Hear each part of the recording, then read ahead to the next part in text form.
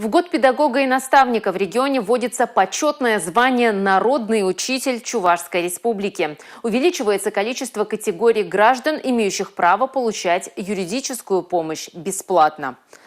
Программа по борьбе с онкологическими заболеваниями дополнена новыми мероприятиями. Эти и другие законопроекты рассмотрели в Кабинете министров. Почетное звание будет присваиваться учителям и преподавателям со стажем работы по специальности не менее 25 лет, получившим широкое общественное признание. Почетное звание «Народный учитель Чувашской Республики» присваивается при наличии у лица, представленного к награждению указанной госнаградой, почетного звания «Заслуженный учитель Чувашской Республики» или «Заслуженный работник образования Чувашской Республики», после присвоения которого прошло не менее 5 лет. Указ главы Чувашской Республики о присвоении данного почетного звания будет издаваться один раз в год в преддверии празднования Дня учителя.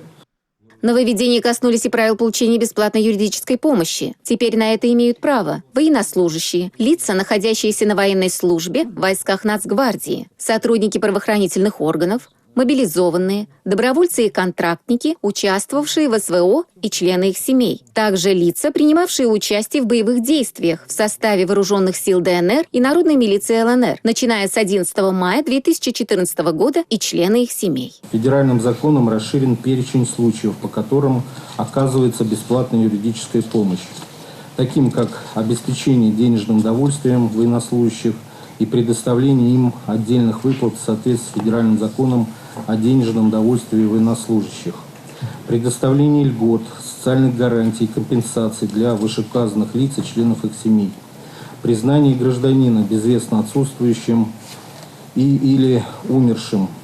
Кроме того, Кабмин Чувашии утвердил программу по борьбе с онкологическими заболеваниями. Она дополнена мероприятиями по совершенствованию оказания медицинской помощи онкопациентам, профилактике заболевания, развитию цифрового контура, укомплектованности кадрами онкологической службы в регионе.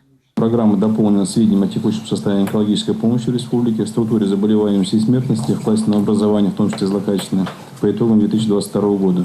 Целевые показатели и индикаторы программы приведены в соответствии с соглашением, заключенным с Минздравом России. Также в этом году с опережением графика будут построены 19 фельдшерско-акушерских пунктов, проведен комплексный капитальный ремонт одного ФАПа и отделение врача общей практики. В бюджете на это предусмотрено более 100 миллионов рублей. Надежда Морозова, Петр Ильин, Николай Скворцов, Республика.